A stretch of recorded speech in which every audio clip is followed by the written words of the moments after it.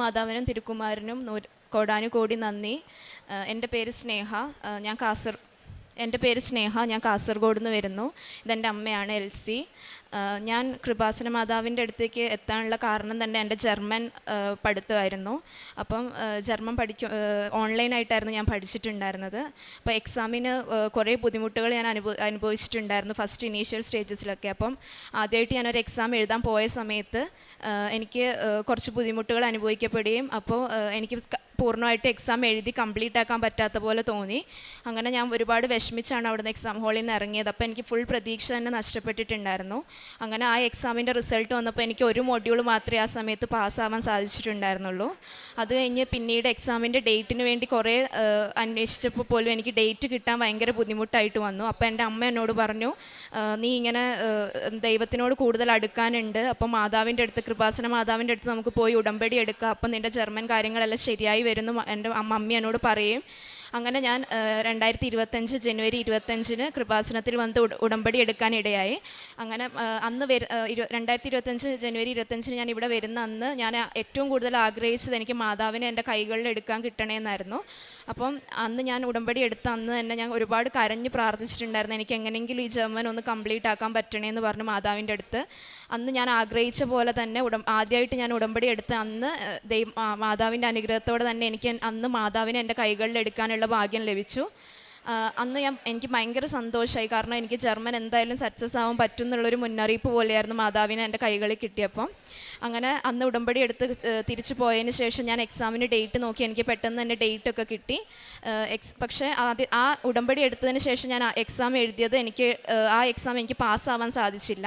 പക്ഷേ ഞാൻ കാരുണ്യപ്രവൃത്തിയും കാര്യങ്ങളെല്ലാം എല്ലാ ഉടമ്പടി നിബന്ധനകളും കറക്റ്റായിട്ട് തന്നെ ചെയ്യുന്നുണ്ടായിരുന്നു. അപ്പം എക്സാം ഫെയിലായ സമയത്ത് ഫുള്ള് നിരാശയായി. കാരണം എനിക്ക് മാതാവിനോടുള്ള വിശ്വാസമൊക്കെ നഷ്ടപ്പെടും പോലെയായി. കാരണം അത്രയും ഞാൻ എല്ലാ ദിവസവും രാവിലെ 5 മണിക്ക് എണീറ്റ് പള്ളിയിൽ പോകുമായിരുന്നു, രാവിലെ 5:30 എണീറ്റ് തിരി കത്തിച്ച് പ്രാർത്ഥിക്കുമായിരുന്നു, പ്രേക്ഷിത പ്രവർത്തനമൊക്കെ ചെയ്യുമായിരുന്നു. അപ്പോൾ അങ്ങനെ എക്സാം ഫെയിലായ സമയത്ത് എനിക്ക് ഭയങ്കര നിരാശയായി. പക്ഷേ എന്നിട്ടും അപ്പോൾ എനിക്ക് മാതാവിനോട് ഗ്യാപ്പ് വരുന്ന പോലെയൊക്കെ ഫീലായി. ഞാൻ പള്ളിയിൽ പോയി ഒരുപാട് കരഞ്ഞ് പ്രാർത്ഥിച്ചു, മാതാവെ എന്നെ മാതാവിലേക്ക് തിരിച്ചു കൊണ്ടുവരണേ എന്ന് പറഞ്ഞ്.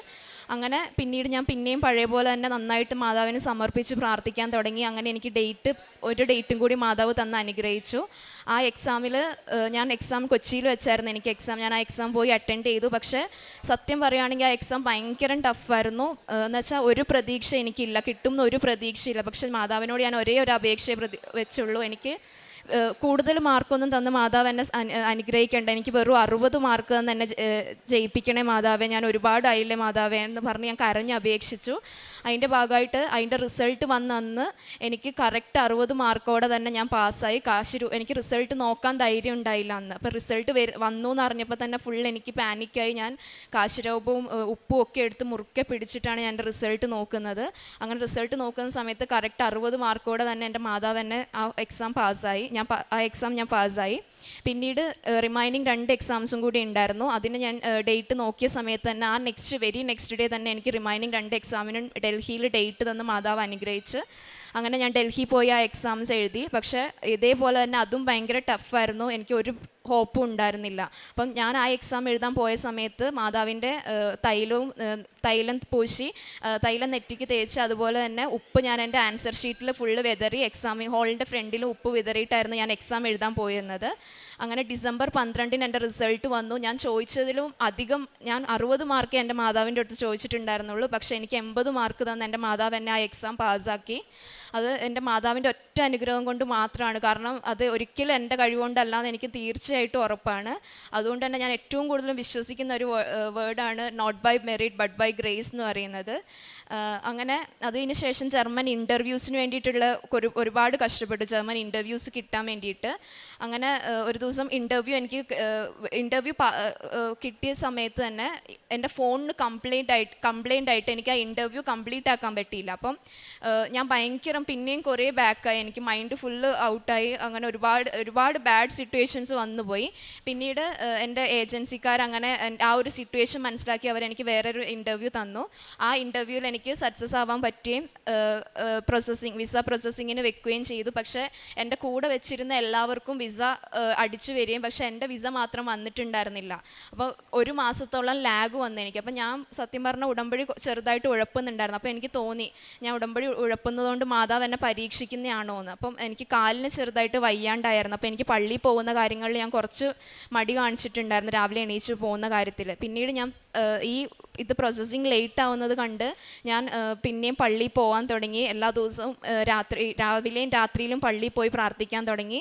അങ്ങനെ പള്ളിയിൽ പോകാൻ തുടങ്ങിയ 3-ാമത്തെ ദിവസം എൻ്റെ പ്രീ അപ്രൂവൽ വിസ വന്നു. അങ്ങനെ അതെനിക്ക് ഭയങ്കര അത്ഭുതമായിട്ടാണ് തന്നെ തോന്നിയത്. കാരണം 1 മാസത്തോളം ലാഗ് വന്ന കാര്യം പ്രാർത്ഥനയോട് പിന്നെ അടുത്തപ്പത്തേന് എനിക്ക് പെട്ടെന്ന് ശരിയായി വന്ന പോലെ തോന്നി. അങ്ങനെ അതിനുശേഷം പിന്നീടുള്ള കാര്യങ്ങളൊക്കെ എൻ്റെ മാതാവ് വളരെ പെട്ടെന്നാക്കി തന്നു. ഇപ്പം ഈ കഴിഞ്ഞ ചൊവ്വാഴ്ച എൻ്റെ വിസ എനിക്ക് കൈ കിട്ടി. ഞാൻ പാസ്പോർട്ടും കൊണ്ടാണ് വന്നിരിക്കുന്നത്. ഇന്നലെ എനിക്ക് പോകാനുള്ള ടിക്കറ്റും എൻ്റെ കയ്യിൽ കിട്ടിയിട്ടുണ്ട്. ഞാൻ ഈ വരുന്ന വ്യാഴാഴ്ച പോവുകയാണ് ജർമ്മനിക്ക്. എൻ്റെ മാതാവിൻ്റെ ഒറ്റ അനുഗ്രഹം കൊണ്ട് മാത്രമാണ് ഞാൻ ഈ ഒരു ജർമ്മൻ ജേണി എനിക്ക് സക്സസ് ആവാൻ പറ്റിയത്. അതുകൊണ്ട് തന്നെ ഞാൻ ഏറ്റവും കൂടുതലും വിശ്വസിക്കുന്ന ഗോഡിൻ്റെ ഒരു വേർഡ് എന്ന് പറയുന്നത് at the right time the god will make it happen എന്ന് പറയുന്ന ആ ഒരു വേർഡ് എനിക്ക് ഭയങ്കരമായിട്ട് ഞാൻ വിശ്വസിക്കുന്നുണ്ട്. അതുകൊണ്ട് എല്ലാവരോടും തന്നെ എനിക്ക് പറയാനുള്ളത്, നമുക്ക് എന്ത് കാര്യവും നമ്മൾക്ക് സാധിച്ച് കിട്ടൂല എന്ന് തോന്നുന്ന കാര്യങ്ങളിൽ മാതാവിൻ്റെ അടുത്ത് വരുവാണെങ്കിൽ ഉറപ്പായിട്ടും അത് മാതാവ് സാധിച്ചു തരുന്നുള്ളൊരു വലിയ, കാരണം എൻ്റെ പേഴ്സണൽ അനുഭവമാണ്. ഒരിക്കലും കിട്ടില്ല, എൻ്റെ കഴിവുകൊണ്ട് ഒരിക്കലും കിട്ടില്ല എന്ന് എനിക്ക് ഉറപ്പുണ്ടായ കാര്യമാണ് മാതാവ് എനിക്ക് ഇന്നിപ്പോൾ സക്സസ് ആക്കി തന്നിരിക്കുന്നത്.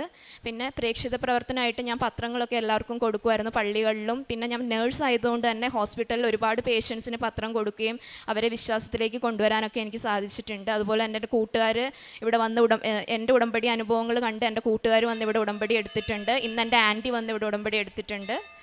ഇത്രയും അനുഗ്രഹങ്ങൾ തന്ന് അനുഗ്രഹിച്ച് ദൈവമാതാവിനും തിരുക്കുമാരനും 100,000 നന്ദി പറഞ്ഞുകൊണ്ട് ഞാൻ എൻ്റെ സാക്ഷി അവസാനിപ്പിക്കുന്നു.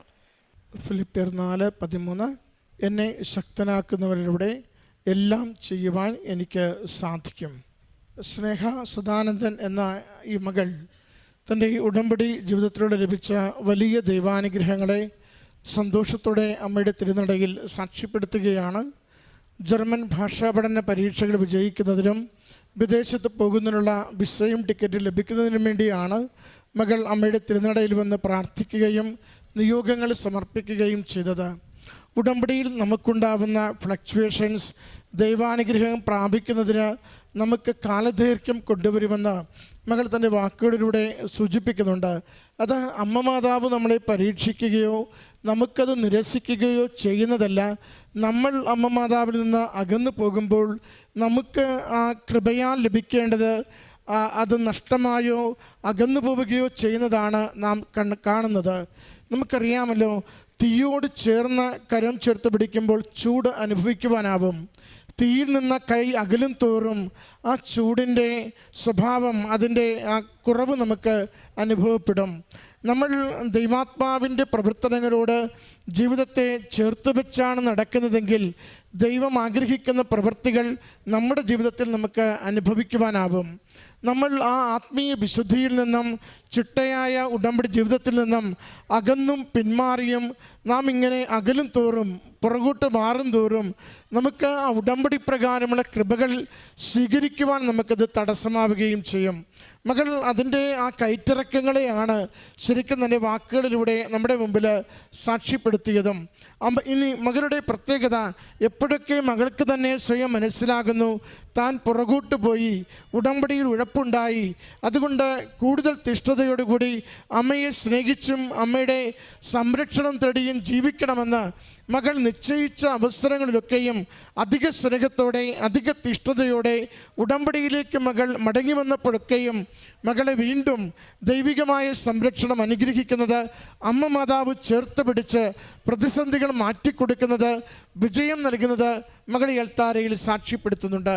ഉടമ്പടി നമുക്ക് ഒരു പുരോഗതിയിലേക്ക് നമുക്കത് സ്റ്റാറ്റിക്കായി നിർത്തേണ്ടതല്ല, നമുക്കത് ചലനാത്മകമായി ജീവിതത്തിൽ നിലനിർത്തേണ്ടതാണ്.